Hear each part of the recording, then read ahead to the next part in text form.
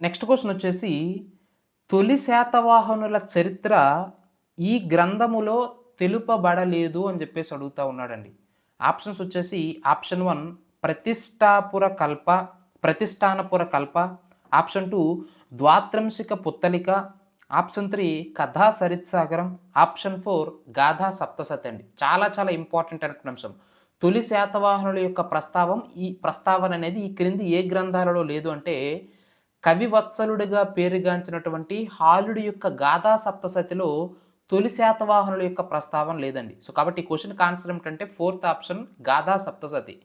So మీకు తెలుసు హాలుడు ప్రాకృత భాషలో 700 శృంగార కథల సంకలనమే గాథా సప్తసతి అని చెప్పేసి చెప్తా ఉన్నాం.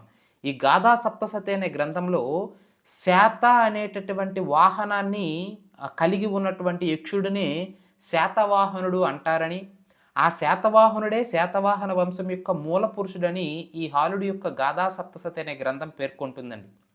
అలాగే ఇంకా మనకి అదర్ గ్రంథాలను గనక ఇక్కడ ఆప్షన్స్‌లో గమనించినట్లయితే ద్వాత్రంశిత పుత్తలిక అని చెప్పేసి చెప్తా ఉన్నాం. ఈ గ్రంథం ప్రకారం శాతవాహనుల యొక్క ఇన్ఫర్మేషన్ ఏం తెలుస్తుందంటే ఈ శాతవాహన మూల పురుషుడైనటువంటి ఈ శాలివాహనుడు లేదా ఈ శాతవాహనుడు ఎవరైతే ఉంటారో ఈయన ఒక బ్రాహ్మణ స్త్రీకి మరియు నాగరాజు అనేటటువంటి వ్యక్తికి వీళ్ళిద్దరికీ పుట్టిన సంతానమే శాతవాహనుడని ఈ యొక్క ద్వాత్రంశిక పుత్తలిక అనే గ్రంథం తెలియజేస్తుందండి.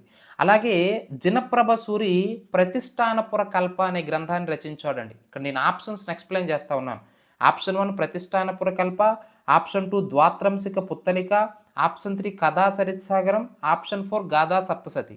తొలి శాతవాహనుల ప్రస్తావన లేని గ్రంథం అంటే గాథా సప్తసతి.